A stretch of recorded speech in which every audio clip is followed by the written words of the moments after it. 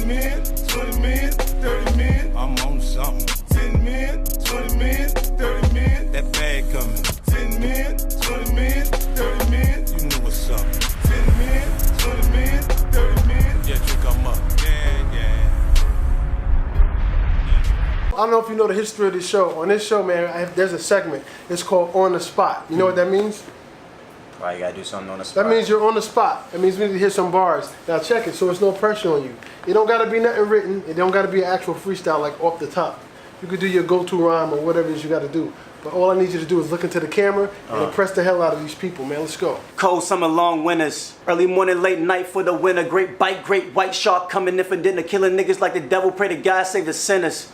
I remember the bottom of the bridge that I spent nights under in Southeast, a cold little bridge in Peace Street. Struggle was real, believe me. Had to snuggle up to keep from freezing. The hardest thing to do is bet. Well, at least to bet on yourself, cause you gotta dig deep just to better yourself. You can lie to another about your life, but cannot clever yourself. I know niggas that hate mirrors, cause their reflection don't reflect them. Well, I know some women too. Hey, to keep it real, I probably hit a few. Oh, damn. Okay, I'm fucking with that. You know what it is, man? It's DJ Thorough, aka Thorough Zano, on the bridge to the streets. Right now, you're watching the hottest in the streets, right here on thisis50.com. You know what it is, right? Got a special guest in the building. Introduce yourself. It's your boy Ayye from Washington, D.C. You already know what it is. I'm glad to be here. Ayye, all right. Washington, D.C. When I think about Washington, D.C., current rappers I think about is Wale, Shy Glizzy, people, you know, along those lines. What do you fit in with that, with those type of artists down there? I mean, they do a little different than I do. Okay. You know? I mean, they got a little different sound. Okay. What's your sound? I do a lot of rap, but I also incorporate a lot of singing into my stuff. When I was growing up, I listened to a lot more on like R&B music, Trey Songz, Chris Brown, like along that lane. So that's kind of where my music more so fit in. Okay. You from DC, exactly, right? Yeah, the middle of DC. The middle of DC. So I know for a fact, because I travel a lot, the whole DMV area, Maryland, Virginia, DC, it's heavily influenced with go-go. It has a history of go-go there, even before hip hop. Do we hear any of that in your music, or were you raised on that? I wasn't really raised on it. I mean, I heard it all the time. Right. You know, that all the go-go parties was a spot to be at. You probably know that traveling to and from DC. You know what I mean? So I mean, I heard it all the time. You're gonna hear some of it in my music because that's where I came from. Okay, exactly. Okay. You know what I mean? I got that little bounce in there, so you'll catch some of it in there. All right. So you sound like where you're from, so to speak. For the most part, to an extent. I have some of that in there. Yeah. You have some of that in there. All right. So growing up in DC, who were some of your musical influences? Like I said, Chris Brown, Trey Songz, they heavy in there. Wale, a lot of his old stuff is a lot of stuff that really even got me listening to music. Right. For the most part. I used to listen to R. Kelly a lot as well. Gotta be careful with that. Here you go. He getting started already. Hey, R. Kelly, that's my man. You know, musically, that's my man. So music, I'm gonna ride with the music. Yeah, we gotta break that down. Musically, that's I'm gonna ride with the music. I'm gonna ride with the music. I'm fucking with that's you. all. I feel you. I fucks with R. Kelly too, musically. Yeah, there we go. Unfortunately, you gotta say that now. It's a shame, man. Yeah. That's a damn shame. Yeah, his personal business, that's his business, Yeah, but we got them, and then last, probably Lil Wayne. Lil Wayne? Yeah, lyrically, he's just so crazy.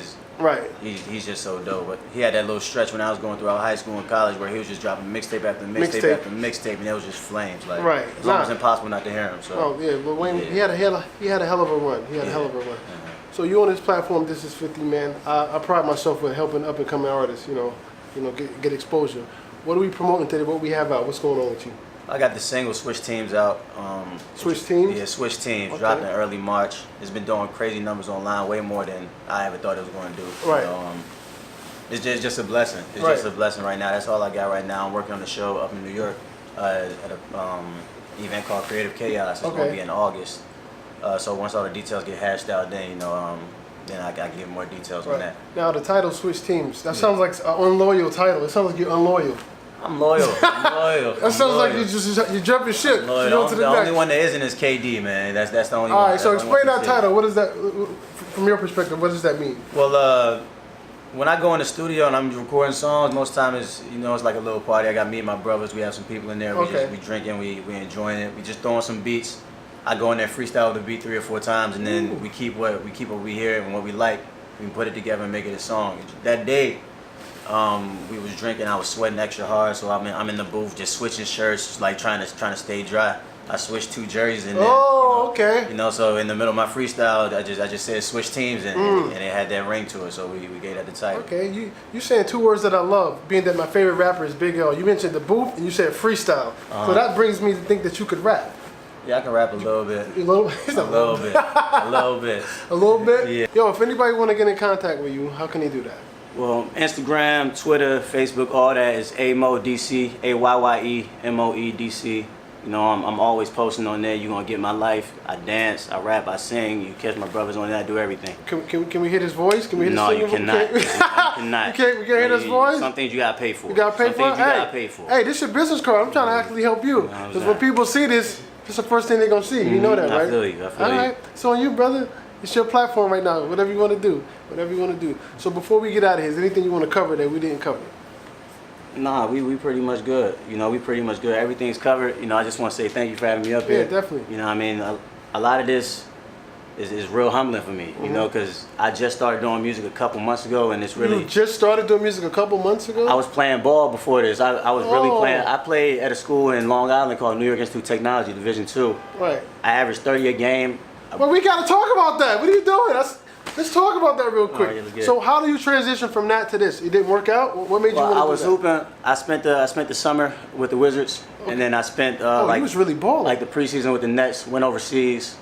And then when I went overseas, we had some issues back home with my family, so I had to kind of come home and deal with that. And from there, I felt like it'd be better to be home with my parents at that time. Okay. You know what I mean? So while I was home, I had to figure out something to do. You know Right. what I mean? I was kind of going through like a depressed state of not being able to hoop and really wanted to, but knowing that I had to be there. I had to be there for my family. Right. So I used to go in the booth with a friend of mine and my brother. My brother, Satchmo Arts, tattoo artist in DC, best one you're gonna find. And his friend owned the studio right beside him. Right. So I would go in there, and there's a rapper named Light Show and a rapper named Alchique. They used to always come in there and rap. And while I was in there chilling, it was like, yo, just jump on the beat, freestyle a couple times, see what come out. Right. And that's the first freestyle I ever really did. I was never really the type to really sing, rap, nothing like that. And I went in there, and it turned out pretty good, and it made Alchique's mixtape. And he was like, yo, you should make a song and just see what happens. Right. So I made one, put it on SoundCloud, got like 4,000 plays in like 2 weeks. Right. I said, let's see what goes on. I put another one out, same thing, and I said, you know what, let's get to it. You know what I mean? So let me ask you this: being that you say you only been doing music for how long? So I'll make sure you quote your own self. How long? It's going on. This would be like 6 months, 7 months. 6 months. Right? Yeah. So are you doing music because you genuinely love it, or are you doing it because you just want to make money from it? No, I'm doing it because I love it. I mean, I don't do nothing just to make money. Okay. You know what I mean? There are people that do that. That's Nah, what I feel you, but if I was doing something just to make money, I would just went back overseas and played ball. You know, because that's where a lot of my money could have easily came from. But when I started doing music, I kind of got that feeling of like a real challenge, something that I never did before, something that was kind of new to me. Right. You know what I mean? And that I started taking singing lessons maybe like a month ago, and you know, it's like these are things I've never thought that I would do. Right. And the more I'm doing them, the more things I realize I can't do. It's the more things that I realize I want to try to push myself and see if I can do it. Right. Where'd you go to college? I went to college at New York Institute of Technology for my senior year. My freshman year, I went to a junior college called Menor Area College. My junior year, I went to a school called Campbell University in North Carolina. I ended up bouncing back and forth. You know, it wasn't easy. You know, when I was younger, I had a real bad attitude, and it really stopped a lot of schools from looking at me. Because when I was in high school, I was top 10 scorer in the nation. You know, I was getting like crazy points. But people would come to the games, and scouts. I remember scouts like it's yesterday. Scouts coming up to me after games. I'm over here getting 45, 50 points, and they talking about we heard there was a shooting around the block, and you was there. You know what I mean? I went, and I thought that's in DC. If I go to St. Louis, it won't follow me. When I ended up going to St. Louis, the coach almost sent me home because he was like, yo, I've heard about you. Like, that shit's not going to fly. So why did they recruit you? He didn't. Oh, okay. But it was a blessing from God that my high school coach knew this coach in Missouri. That's the only reason he brought me up there. Oh, okay. My first day there, we had practice. Something happened. I ended up smacking somebody in the mouth. Almost got sent home. And you know what I mean? Maybe you should have been a boxer. Nah. I don't enjoy getting hit that much. But you know, it was just a blessing from God that these doors kept opening, and people saw something in me that I didn't see in myself at the time. Because at that time, I was my parents never had it too bad, but I always put myself in situations trying to like fit in with people, trying to fit in. And eventually, like, I was so caught up in certain stuff that's what I was so comfortable with. So when I was away from that, I always felt like, yo, that's where I want to be at regardless. Right. You know what I mean? So, like, in junior college, my coach really helped me, like, change the mindset that you don't have to be tough all the time. You don't have to sit there and try to prove to people what you are. If you believe it yourself, people will realize that. Right. It will show. I'm judging by your size. You shooting guard or point guard? Point guard. Point guard. Name your top 5 point guards of all time. NBA. Top 5 point guards are. This is my personal list. So Your list. My favorite player is Ayye. I'm counting him as a point guard. Somehow I knew that he went to Georgetown in DC, so I get it. Ayye. I get that you've been biased now, but go ahead. Hey, Ayye, shout out, man. Ayye, okay. Jason Williams, White Chocolate. Oh yeah. That's another top of my favorite player. We got them two. I'm gonna throw it back a little bit with Mo Cheeks. Mo Cheeks, woo! I like Mo Cheeks. You know, it's basketball throwbacks. Okay, yeah, you know, okay. Nate Tiny Archibald, number 4. Damn! My dad put me on with Tiny Archibald. You know, throw it back in the game. Okay. And then lastly, I'm gonna have to go with somebody current. My favorite player in the NBA right now is definitely Damian Lillard. You know, aside from what he did in this playoffs, I lost a lot of money on Dame Lillard in this playoffs. Got swept, boy. You can't have that happen no more. Right. That's my favorite player. The way he carries himself, the exact way I do on the court. You just calm, you quiet, you get it done, and then you get out of there. You know what I mean? I respect that. Before we get out of here, because your words are valid at this point in terms of what I want you to do. What kind of advice can you offer any youngster that's coming up, maybe playing ball, or even trying to get into this music, and maybe faced with adversity about being in the street and being a tough guy, so to speak? How would you tell them to handle themselves to elevate properly? Yo, just be you. Just be you. Don't feel the need to be anybody else. When you start doing that, you're gonna start giving people an impression of something that is not you. You know what I mean? And that it follows you. Like I said, it followed me from DC all the way to St. Louis, and nobody knew who I was. I thought nobody knew who I was.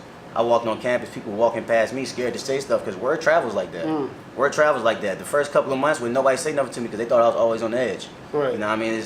It travels, so just be you, be confident in yourself, and don't let nobody tell you what you can and can't do. Because at the end of the day, whatever you put your mind to, whenever you decide you can do it. Especially as young black men, they'll try to sit there and convince you that the only thing you can be is an athlete, only thing you can be is a rapper.